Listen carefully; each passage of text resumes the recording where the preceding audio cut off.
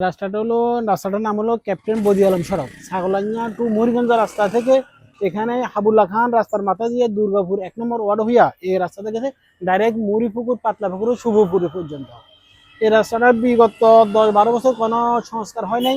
এমনকি আমার নিজস্ব অর্থায়ন আমি 3বার সংস্কার করছি। এরপরে এখন এমন একটা রাস্তা, এখানে একটা হাবুল্লাহ খান হাই স্কুল আছে, একটা নুরালী মাদ্রাসা আছে, একটা সরকারি প্রাইমারি স্কুল আছে, কিন্তু বাচ্চারা এখানে চলাফেরা করতে খুবই কষ্টকর চলাফেরা করতে। সাধারণ বৃষ্টি হইলে, এখানে বৃষ্টি ছাড়াও দেখেন কি অবস্থা রাস্তাটা।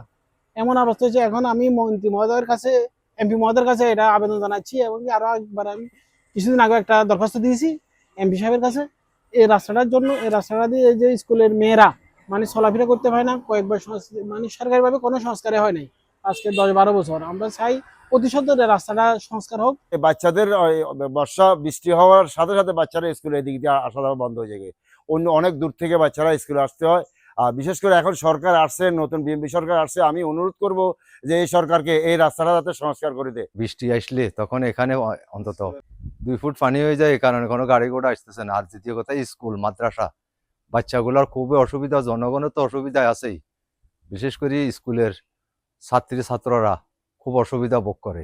বৃষ্টি হইলে এক হাঁটু হানি হয়, মানুষ হাঁটতে, স্কুলের পোলাচালা মেয়েরা হাঁটতে কত কষ্ট, কাপড় চোপড় ভিজাই যাইতে হয়।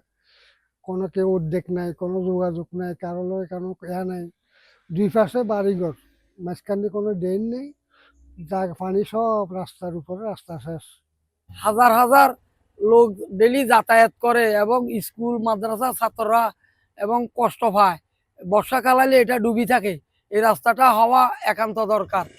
মুরব্বী আর গর্ভবতী মেয়ে লোকেরা এখান দিয়ে হাঁটতে পারে না, যেতে পারে না, অনেক কষ্টের বিনিময়ে চলাফেরা করতে হয়।